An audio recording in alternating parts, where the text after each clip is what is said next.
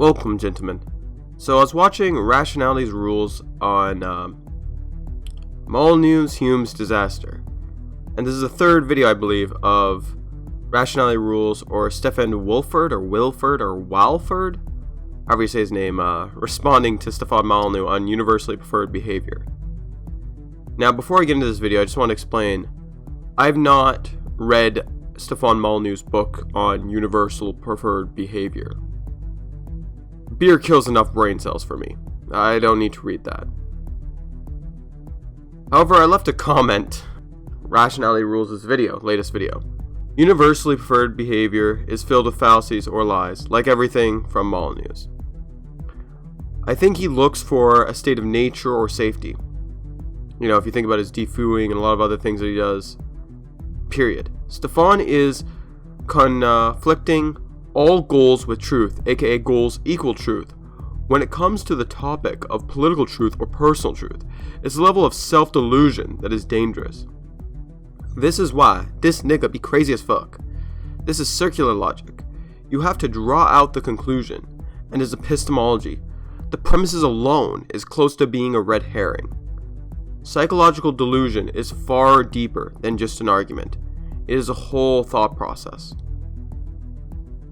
And by watching Rationality Rules' response video to Stefan Molyneux, it made me reminisce a few things. Some people ask questions such as, how man will live, why man lives, or another way to put it, it made me think of how man ought to live. And I'm going to give my own personal opinion on this. And I'll eventually tell you how this relates to Rationality Rules' video. But for now, I'm going to digress and talk about something else.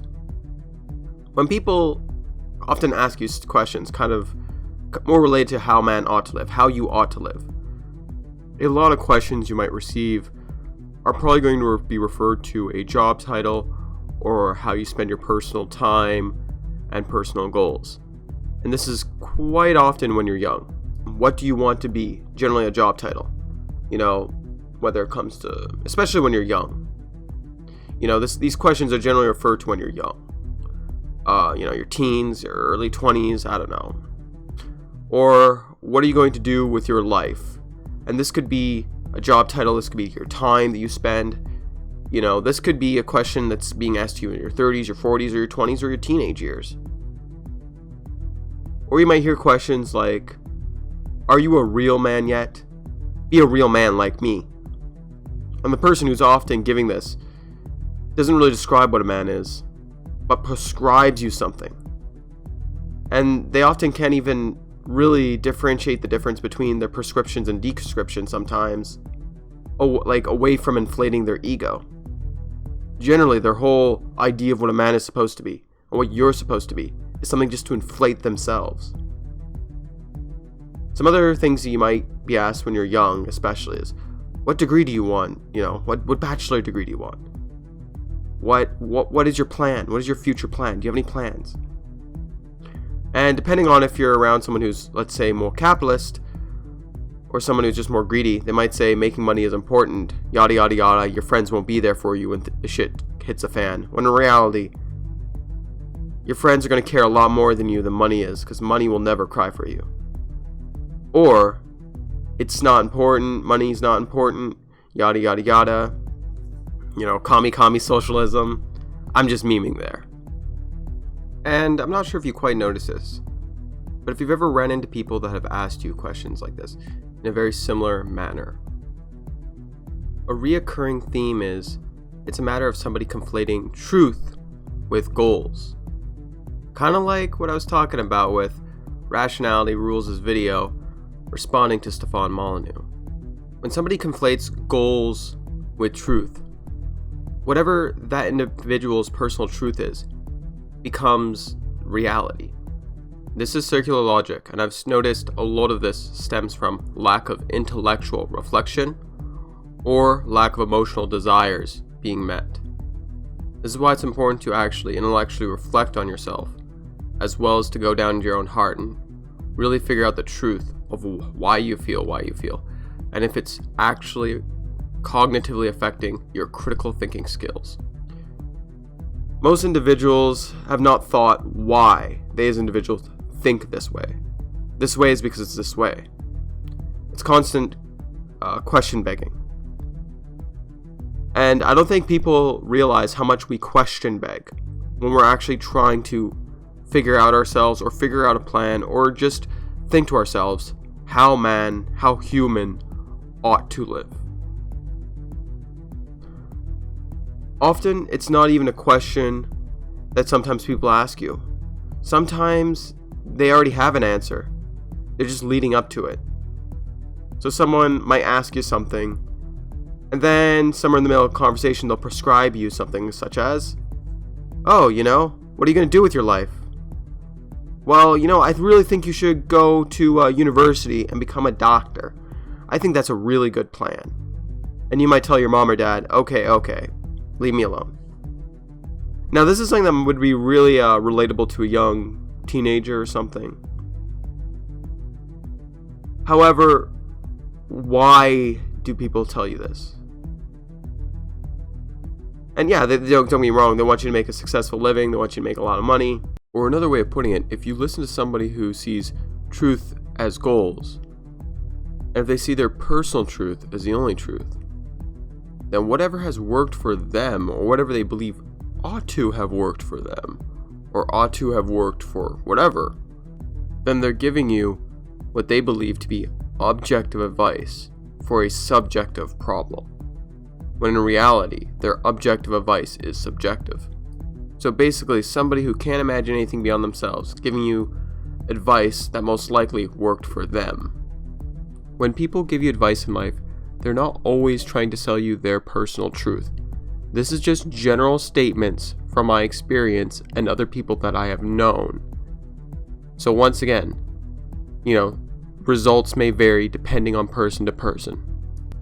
However, I would like to leave that subject and ask the audience simply, what do you want to do before you die? What are your dreams? What are your goals?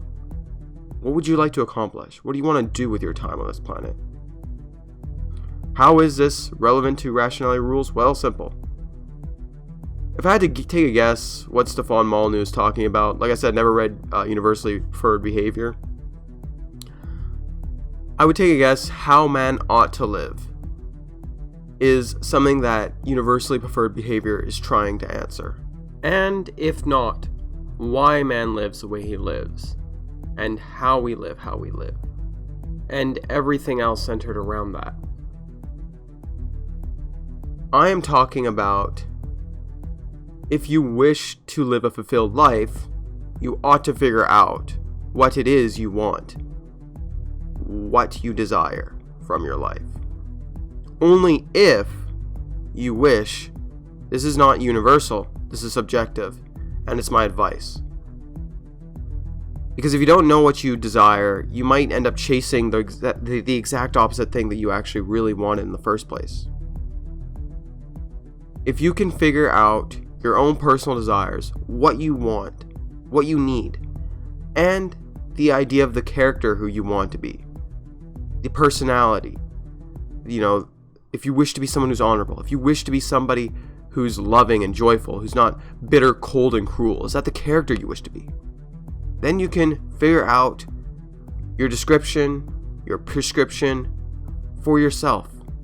Or you can find someone who can help you describe and prescribe the things that you need. Man ought to live by figuring out personal desire, career, financial, emotional, mental, and as well as time-wise, what he wishes to do with his time. What do you want to do with the one most valuable thing, and if not the most valuable thing, one of the most valuable things we have that we can't get back? Time. Or you can slip into Stefan's circular reasoning. If you want to understand more, watch Rationality Rules' video. Anyways, I just wanted to say, being able to understand Hume's guillotine is very important when arguing against religious apologists, religious people, or anyone who values personal truth or political truth over objective truth, or anyone living in a delusion, or simply put, if you stay in a delusion your whole life, the time that you spend can be in that delusion. So, hopefully, this can give you a better idea of how you ought to live. And, with that being said, remember, gentlemen, to think for yourselves and have an amazing 24 hours. I have one last piece of advice. Sometimes you just need to do things, to do whatever. Sometimes you don't know what you want. Sometimes just taking action and figuring out things the hard way is sometimes the first step to figuring out what you desire. Sometimes it's not what you know. Sometimes you just gotta try and figure it out as you go along. In short, some of the stuff is my opinion, and I'm just giving you my opinion.